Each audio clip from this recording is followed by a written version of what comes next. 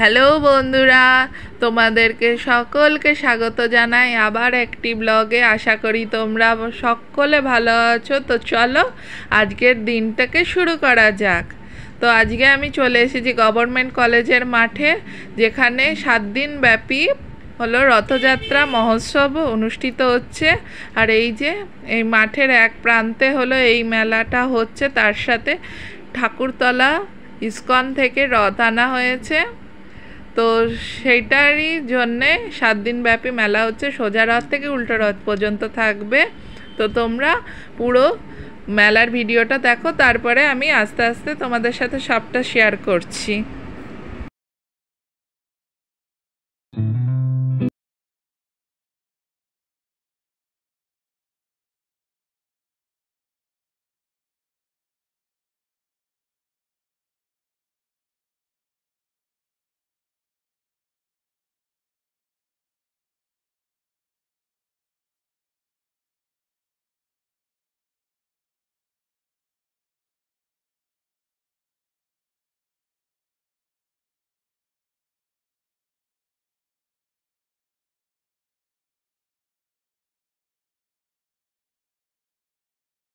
ঘুরে এবার আমি চলে এসেছি রথের সামনে।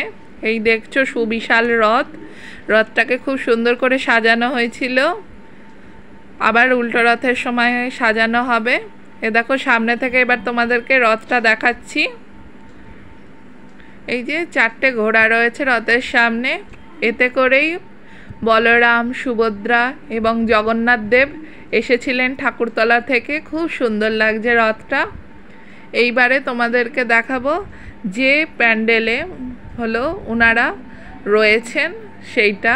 এই দেখো খুব সুন্দর হলো প্যান্ডেল করেছে, এবং এর ভিতরেই রয়েছে জগন্নাথ, বলরাম এবং সুভদ্রা। আর এই যে ইনি হলেন মায়াপুর ইস্কনের প্রতিষ্ঠাতা, তার মূর্তি এখানে রাখা রয়েছে।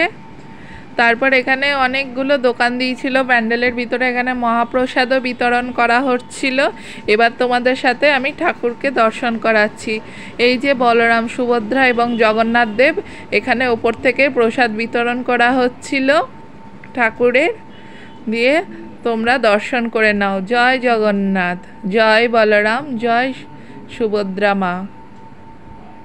এই যে তোমরা দর্শন করে নাও ঠাকুরকে। অপরূপ সুন্দর লাগছিল আজকে দেখতে। গজ বেশে রয়েছে ঠাকুর আজকে, দেখতেই পাচ্ছ তোমরা। সব ভক্ত সমাগম খুব হয়েছিল এখানে আজকে। দেখো তোমরা পুরো ভিডিওটা।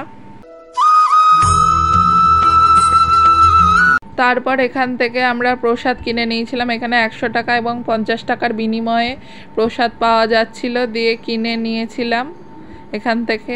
দিয়ে ভিতরে অনেকগুলো দোকান ছিল, যেখানে হলো ঠাকুরেরই সব জিনিসপত্র পাওয়া যাচ্ছিল। এখানে অনেক ছবি পাওয়া যাচ্ছিল ঠাকুরের, তারপরে বিভিন্ন ধরনের সমস্ত জিনিস। আর এই যে প্যান্ডেলটা পুরোটা তোমাদেরকে দেখালাম।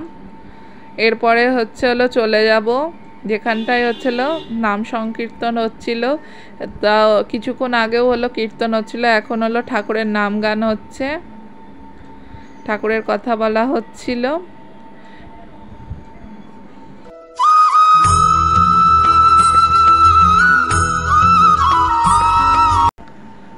তারপরে এই যে এখানে রাখা রয়েছে যিনি হচ্ছেন ইস্কনের প্রতিষ্ঠাতা, ওনার একটা মূর্তি দেখতেই পাচ্ছ।